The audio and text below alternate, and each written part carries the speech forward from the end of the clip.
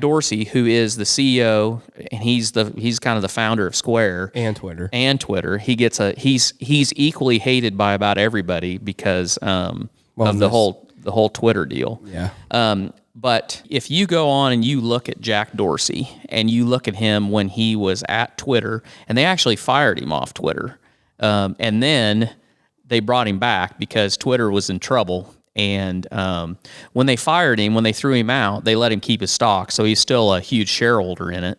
And then they brought him back, and he made a lot of changes, and Twitter, became what it is.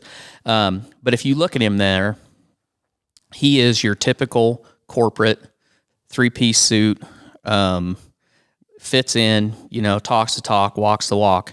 But you can see the evolution of his thought process. And he was just on a podcast about Bitcoin with Elon Musk and the Kathy Wood, Ark Invest, from Ark Invest, and he was wearing a tie-dye. He was wearing a long sleeve tie-dye shirt, and he has a Fu Manchu beard, and he was wearing board shorts and flip flops. And summertime, baby. And he's let his beard go gray, and he doesn't look corporate at all. And people were kind of chastising him about it, but and people were talking about this too, and I follow this opinion. He sees himself and he sees Square as an equalizer.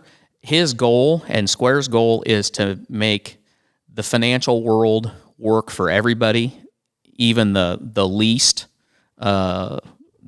afforded people, the people that have the least advantage. And I think he just doesn't care. I think he's to the point where he's not corporate at all. Please anybody. No. He doesn't give a flying F. He does not care at all. And so I think the financial world. Well, I think all this new technology, like you said, it's good. Yeah, I do good. too. I think people are trying to figure out how to get everybody involved so they can invest for the future, which I think is good. Yep. And we figured out that relying on other people with our money is not a good idea, especially the government.